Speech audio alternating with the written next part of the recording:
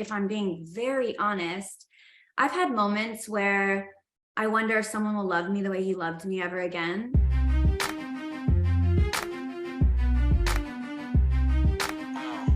I never made the choice to like talk about our relationship because I don't want him to think that I don't want to minimize what it was.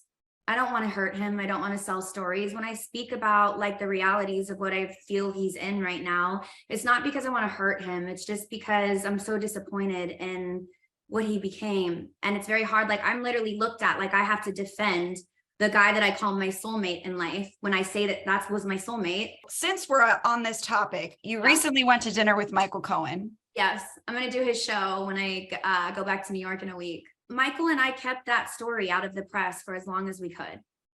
And when he went to jail and there was no more Michael, the story came out. But why did you feel the need to keep that story from the press?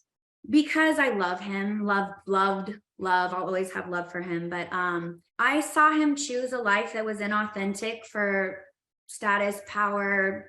So I felt like if I did the same thing, then we're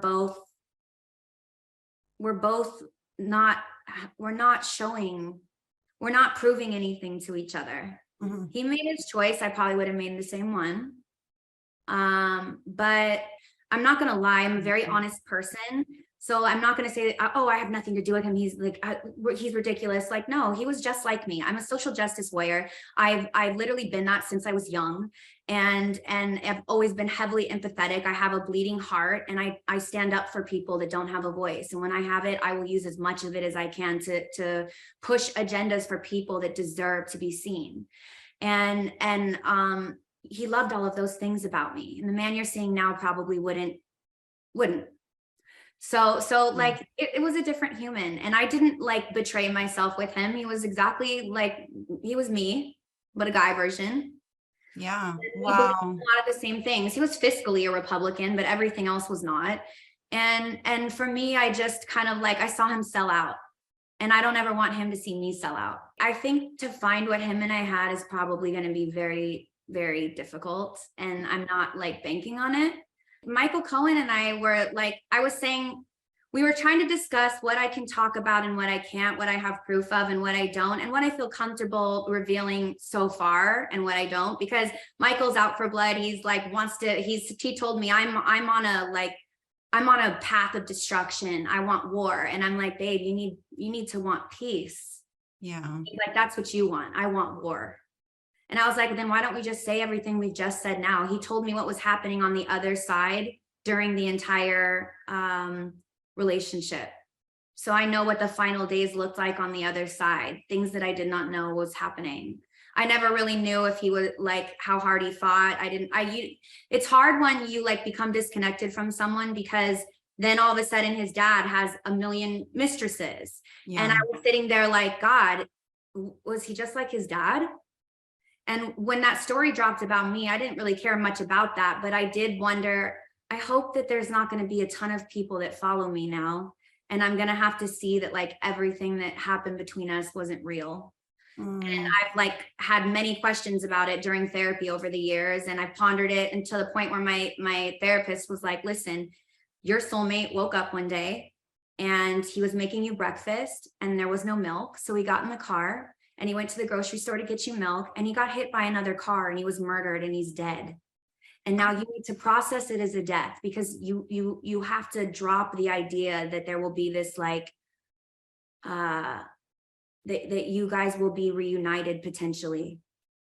You need to look at it like a death and mourn it and move on.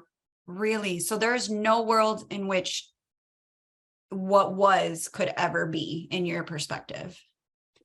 I don't know. The only thing I can answer with that, if I'm being brutally honest, like, he told me all the things the punishments that he was going to have to endure for, what occurred and the life he was moving into and what he was going to have to do to like prove himself in that world again. And one of them was I would be blocked on everything. And after his divorce, I was unblocked on everything. Let's take the control away from him for a second. Is that the life that you could picture for yourself? If everything went perfectly, he calls you tomorrow, everything's beautiful. Let's get back together. I mean, can you picture yourself with the way that you are, the honesty, the empath that you are? Can you picture yourself in that kind of a world?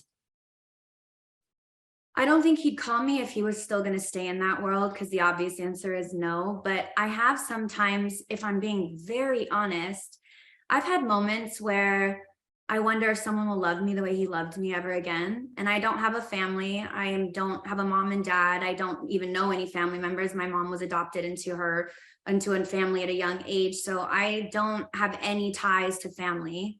And I'm kind of this like loner in life. I rest in my talent and I rest in my creativity, and I like to make art. And that's what makes me feel whole and what makes me fulfilled and what makes me feel loved. But like, do I have a ton of people around me that see me? I don't know, like I have great friends, but I can only really have relied on the friends I had before I was famous. Everybody since then is a hit or miss. And all of them are moms, and they have tons of kids, and we don't have the same lifestyles. And like, I couldn't go to them and say, hey, remember when you were dating the president's son and you broke up to go be the president's son? Like, how did you handle it? They don't know how to answer these questions. These are like absurd to them. Yeah. So this life where I can't really like find anyone that can like relate to these like extreme places that I've been. And I'm doing my best to navigate it. Sometimes I'm mad at myself because I was a bit bitchy, or sometimes I feel like I didn't honor my heart as best as I could. Sometimes I feel like I'd let my heart like beat me up too much and I needed to be like more bitchy. I've asked myself, like, would I have been a Karen? Would I can't picture it. Would I have a red hat on? Would I wear the red hat? Here's the thing. All of that is fake. It's all bull. It's all propaganda. It's all everything that we saw and everything that everyone hangs on. That's just it's a distraction. It's a planned scenario that was well thought out in order to invoke a certain feeling or emotion, in order to keep the masses arguing with themselves and hating each other, and so that they could walk away with the amount of money that they did in office, which was absurd. The amount of money that family made in office. Do I think I could do all of that? I know how fake all of it is, so potentially, and if I could be loved like that again, I don't know.